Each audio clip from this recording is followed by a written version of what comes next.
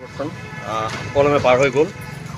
অসমৰ মাননীয় ৰাজ্যপাল মহোদয়ে আজি সমাৱৰ্তনৰ সভাপতিত্ব কৰিলে আৰু AICTৰ প্ৰাক্তন চেয়াৰপাৰ্চন প্ৰফেচৰ অনিল সহস্ৰবুদ্ধে তেখেত চিফ গেষ্ট হিচাপে আমাৰ মাজত উপস্থিত আছিলে। আজি সমাৱৰ্তনত মুঠতে 828জন ছাত্ৰ ছাত্ৰীয়ে চাৰ্টিফিকেটৰ কাৰণে এপ্লাই কৰিছিলে আৰু ইয়াত নিজে আহি 486 নাম্বাৰছ অফ ষ্টুডেণ্টে আহি ইয়াৰ পৰা চাৰ্টিফিকেট ল'লেহি। তাৰে 48জন ছাত্ৰ ছাত্ৰীক আমাৰ সন্মানীয় আচাৰ্য মহোদয়ে নিজাতে চাৰ্টিফিকেট বা গ'ল্ড মেডেল প্ৰদান কৰিলে। তাৰ ভিতৰত 13জনে গ'ল্ড মেডেল লাভ কৰিছে বিভিন্ন আপোনাৰ ছাবজেক্টত, মাষ্টাৰ ডিগ্ৰী ছায়েন্স আৰ্টছ বা গ্ৰেজুৱেশ্যন ছায়েন্স আৰ্টছত। আৰু যথেষ্ট সংখ্যক আমাৰ স্থানীয় ব্যক্তি ইয়াত উপস্থিত আছিলে, বিশিষ্ট ব্যক্তিসকল উপস্থিত আছিলে। কেইবাখন বিশ্ববিদ্যালয়ৰ উপাচাৰ্য মহোদয় বা পঞ্জীয়ক মহোদয়সকল ইয়াত আমাৰ উপস্থিত আছিলে।